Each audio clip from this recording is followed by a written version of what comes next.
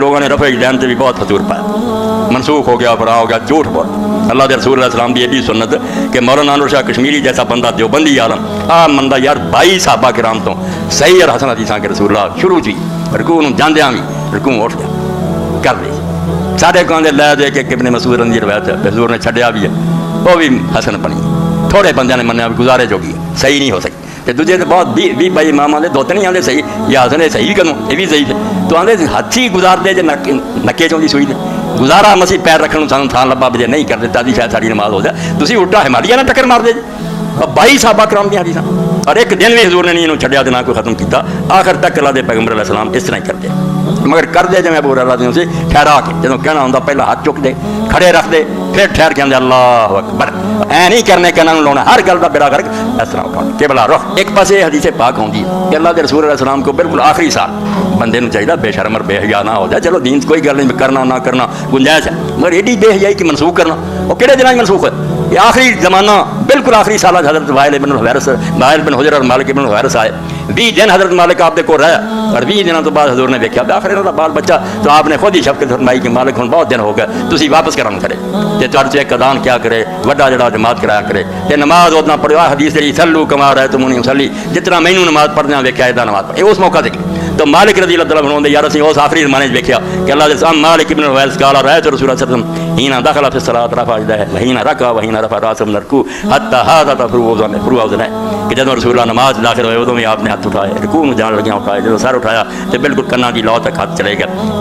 اس زمانے سے حضرت وائل اور حضرت مالک انہوں نے ممن صلی من نبی صلی اللہ علیہ وسلم آخر عمر جب حضور دے دن تھوڑے جا رہی تھی یہاں ادو نماز آپ کے پیچھے پڑھی تو جب یہ دونوں دس دے کہ حضور اسے ہاتھ اٹھاؤں سی رکوع جاندے اٹھدے تو پتہ چلیا اس گل کا دلیل ہوئی کہ رفع دین قائم سی اور جڑے آندے منسوخ ہو گیا انہوں کا دعویٰ باطل ٹوٹا۔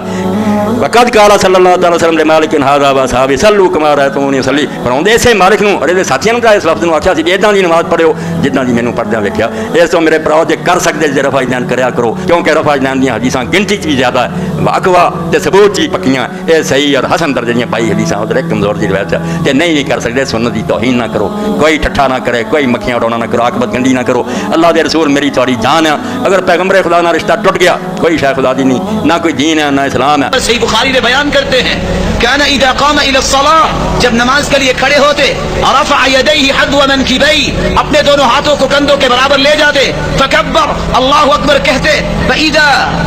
رکع جب رکوع کرتے کبر اللہ اکبر کہتے رفع يديه حذو منكبيه اپنے دونوں ہاتھوں کو کندھوں کے برابر لے جاتے واذا رفع رأسه من الركوع جب اپنے سر مبارک کو رکوع سے اٹھاتے رفع يديه حذو منكبيه اپنے دونوں ہاتھوں کو کندھوں کے برابر لے جاتے وفي روایت اخرى واذا قام من الركعتين جب دو رکعتوں کے بعد تیسری رکعت کے لیے اٹھتے رفع يديه حذو منكبيه اپنے دونوں ہاتھوں کو کندھوں کے برابر لے جاتے ثم وضع يده اليمنى على اليسرى ويشد بهما على صدره دائیں ہاتھ کو بائیں پہ رکھتے والرس جوڑ کو جوڑ پہ والساعد بازو کو بازو پر ويشد بهما على صدره اور اپنے سینے پہ مضبوطی سے باندھ لیتے۔ اب اللہ کے رسول صلی اللہ علیہ وآلہ وسلم کے بارے میں بخاری کیا مسلم ترمذی نسائی ابن ماجہ ایک نہیں 10 نہیں 310 روایتیں جس بات میں آئی ہوں اور ایک مسلمان مسجد میں بھی آ کے اپنے دونوں ہاتھوں کو اٹھانے کو بھی پسند نہ کرے یہ کس کے لیے نماز پڑھ رہا ہے؟ خالق و مالک نے پوری کائنات کے لیے اسوہ اور آئیڈیل بنایا ہے پیغمبر کو اس کے طریقے کے مطابق تم نماز ہی نہ پڑھو اللہ کو وہ نماز پسند آ جائے گی؟ دھوکہ نہ دو اپنے آپ کو۔ اگر پوری کائنات میں سب سے اعلیٰ ہستی محمد مصطفیٰ ہے تو سب سے اعلیٰ طریقہ بھی محمد مصطفیٰ کا ہے۔ اگر ہم رفع الیدین نہ کریں تو کیا ہماری نماز ہو جائے گی؟ سوال یوں نہیں کرنا چاہیے، سوال یوں کرنا چاہیے۔ دیکھو میں کہتا ہوں یہ بھی سوال غلط ہے کہ اگر کوئی کہے کہ میں رفع الیدین کر رہا ہوں میری نماز ہو جائے گی، مجھے کیا پتا کہ اگر کوئی رفع الیدین کے ساتھ نماز پڑھتا ہے اور پھر وہ پوچھتا ہے کہ میں نے رفع الیدین کی ہے میری نماز ہو گئی، میں نہیں کہہ سکتا ہوگی۔ اور دوسرا کوئی کہتا ہے میں نے رفع الیدین نہیں کی تو کیا میری نماز ہو گئی، میں نہیں کہہ سکتا نہیں ہوئی یا نہیں ہوئی، میں نہیں کہہ سکتا۔ آپ کا سوال یہ ہونا چاہیے کہ کیا رسول اکرم نے اپنی 23 سالہ دور نبوت کی زندگی میں کبھی رفع الیدین کے بغیر نماز پڑھی؟ سوال یہ ہونا چاہیے۔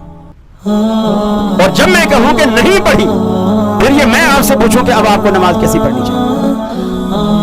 ہوئی ہے یا نہیں ہوئی ہے تو اللہ کو پتا ہے، ہمیں کیا پتا۔ ہاں جس مسئلے میں رسولullah نے کہہ دیا کہ اس کے بغیر نماز نہیں ہوتی، جیسے فاتحہ، آپ نے فرمایا لا صلاۃ لمن لم یقرأ بہا، اس کی نماز نہیں ہوتی جو اس کو نہیں پڑھتا، رفع الیدین کے لیے آپ نے یہ الفاظ نہیں کہے، البتہ یہ فرمایا صلو کما رأیتمونی اصلی، مرد ہے یا عورت دونوں ایسے نماز پڑھو جیسے تم نے مجھے پڑھتے ہوئے دیکھا۔ تو گویا مرد عورت دونوں پر نبی کریم کا طریقہ اس کو فالو کرنا ان دونوں پر لازم، دونوں پر لازم۔ تو لہٰذا سوال یہ ہونا چاہیے کہ نبی کریم صلی اللہ علیہ وسلم نے اپنی ساری زندگی رفع الیدین کے بغیر نماز پڑھی؟ جہاں تک میرا نالج ہے نبی کریم نے اپنے 23 سالہ دور نبوت کی زندگی میں ایک دن کی ایک نماز کی ایک رکعت بھی رفع الیدین کے بغیر نہیں پڑھی، اگر پڑھی ہے تو حدیثوں میں نہیں ہے۔ ربنا ولا تحمل علينا إصرا كما حملته على الذين من قبلنا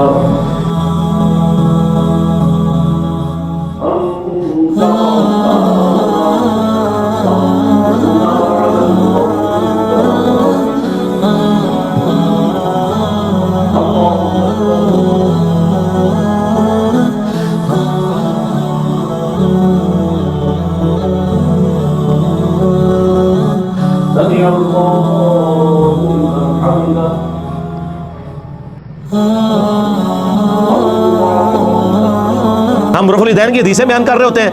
یہ کہتے ہیں جی وہ پھر کیوں کیا جاتا ہے کہ بت رکھ کے آتے سر، وہ سرکار کو پتہ نہیں، سانوں نہیں پتا کیوں کیا جاتا ہے، اور بیان کرنے والے بھی ان ناسکر ہیں۔ جب سے ہم نے کہا کہ کوئی جھوٹی حدیث ہی سنا دے، ضعیف چھوڑ دے، جھوٹی حدیث کسی کتاب میں لکھی ہو، بغلوں میں بت رکھنے والی تو کوئی گھڑی ہوئی حدیث بھی نہیں ہے۔ رفع الیدین تو نماز کا حسن ہے، حضور نے حکم دیا ہے، بخاری مسلم دونوں میں حدیث ہے۔ مالک بن حویرث کہتے ہیں رضی اللہ تعالیٰ عنہ علیہ السلام، ہم چند نوجوان تھے، 20 دن کے لیے حضور کے پاس گئے، مہمان بن گئے، حضور کی وفات سے 1-1.5 سال پہلے غزوہ تبوک کے موقع پر مسجد نبوی میں ٹھہرے 20 دن تک، آپ کے صبح شام آبزرو کیے۔ جب حضور نے دیکھا نا کہ اب ہمیں گھر کی یاد ستا رہی ہے، تو اچھے ٹیچر کی یہی نشانی ہے کہ اس سے پہلے کہ کوئی اکتا جائے خود ہی اسے بھیج دیا جائے۔ تو وہ کہتے ہیں ہمیں اپنے ماں باپ یاد آنا شروع ہو گئے، تو حضور نے جب یہ دیکھا نا کہ اب یہ ان کا انٹرسٹ لوز ہو رہا ہے، تو آپ نے کہا کہ سب کو اکٹھا کر کے کہا کہ اب اپنے گاؤں ایریا میں واپس چلے جاؤ۔ جب جانا تو جب نماز کا ٹائم ہو تو تم نے مجھے 5 وقت نماز پڑھتے ہوئے دیکھا ہے، ان اوقات میں تم نے نماز پڑھنی ہے۔ ایک بندہ اذان دے گا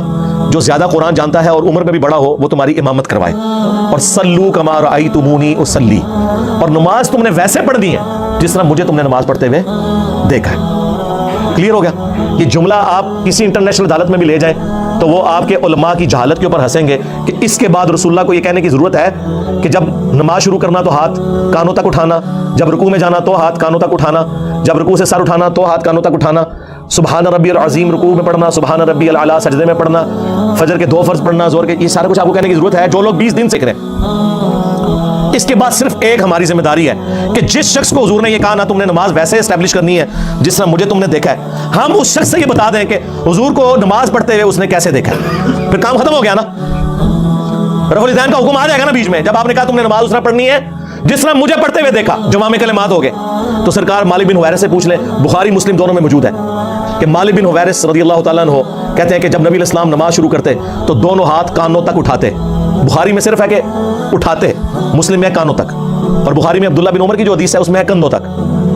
ہتھیلیاں کندھوں کی سیدھ میں، انگلیاں کانوں کی سیدھ میں، یا یوں بھی اٹھا سکتے ہیں، کانوں تک اٹھاتے، اور رکوع میں جاتے وقت کانوں تک اٹھاتے، اور رکوع سے سر اٹھاتے تو کانوں تک اٹھاتے۔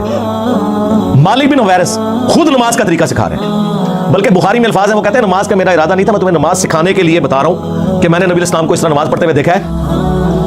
رفع الیدین کے ساتھ۔ مالک بن حویرث کہتے ہیں میرا ارادہ نہیں تھا، میں صرف نماز سکھانے کے لیے تمہیں بتا رہا ہوں۔ اور مالک بن حویرث وہ ہیں جو حضور کی وفات سے 1-1.5 سال پہلے مسلمان ہوئے ہیں، اور آپ کو جو بندی بریلوی حنفی کہانی کرا رہے ہیں جی مکے میں رفع الیدین ہوتا تھا، مدینے میں منع ہو گیا،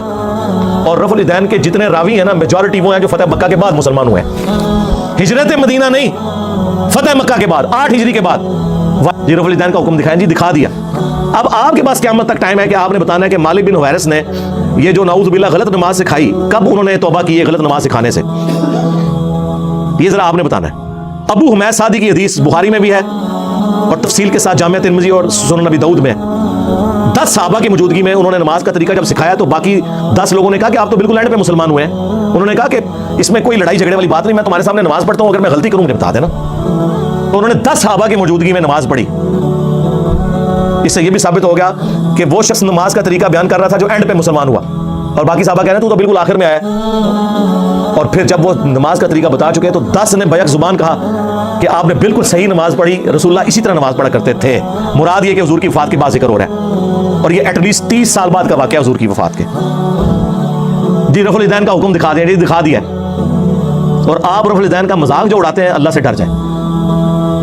گھوڑوں کے دموں کے ساتھ اسے تشبیہ دیتے ہیں، کیا رسول اللہ پوری زندگی اس طریقے سے نماز پڑھتے رہے جس کو آپ نے بعد میں کہنا تھا کہ گھوڑوں کی دمیں؟ آپ خود سوچیں اخلاً، کیونکہ میں نے تو ثابت کر دیا کہ حضور اپنی وفات سے 1 سال پہلے تک کر رہے ہیں۔ ویسے تو میں نے مسئلہ 70B میں ثابت کیا ہے کہ وفات تک، وہ کہتے ہیں وفات تک کا لفظ جی موجود ہے، جب حضور کی وفات کے بعد صحابہ کرام نماز کا طریقہ سکھا رہے ہیں تو وفات تک ہی ہوا نا، لاجیکل ہے، یہ تو نہیں کہ منسوخ شدہ طریقہ انہوں نے سکھانا تھا۔